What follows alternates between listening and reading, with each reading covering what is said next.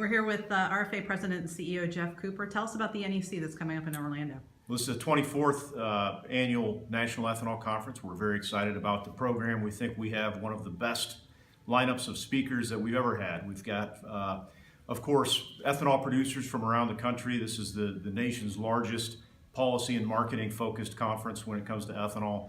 But in addition, we have auto engineers, we have policymakers, we have economists. We have really quite a big group of folks coming to Orlando for the conference. I think some highlights on the agenda. We've got former Senator Tom Daschle speaking about the importance of higher octane fuels in our gasoline. And he'll be speaking alongside of General Motors Vice President Dan Nicholson, who was really one of the first to be publicly advocating for higher levels of octane in gasoline. So we're really excited about that.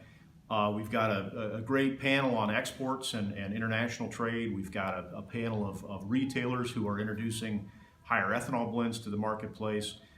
We've got Phil Verliger, who is a world-renowned energy economist, kind of telling us about what to expect in the oil markets and really what ethanol has meant to the energy complex over the past several years. So, really from beginning to end, we have a very exciting and dynamic lineup.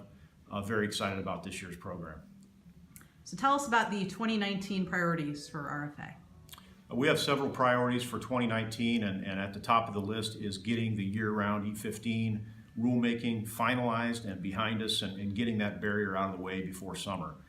We're still waiting on a proposed rule from EPA. They have stated several times that they would have that proposal out in February. So every minute that goes by, we're waiting for that proposal. We're going to throw everything we have at commenting and responding to that proposal and making sure that EPA finalizes a legally defensible rule before the summer driving season starts. That barrier, that summertime ban on E15 has been the largest impediment to growth in the domestic market for ethanol.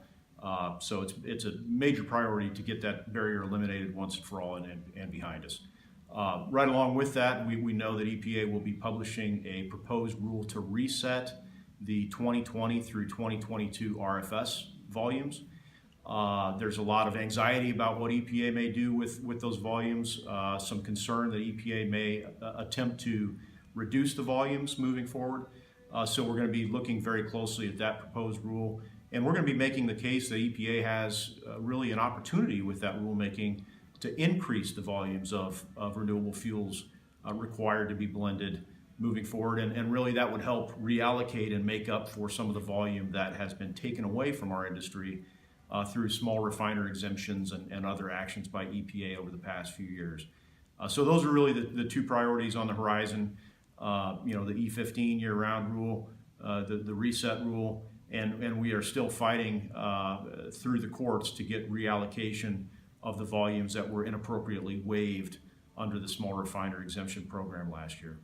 So tell us about the importance of corn farmers to the industry and the relationship that the national corn growers and the state corn growers have with RFA.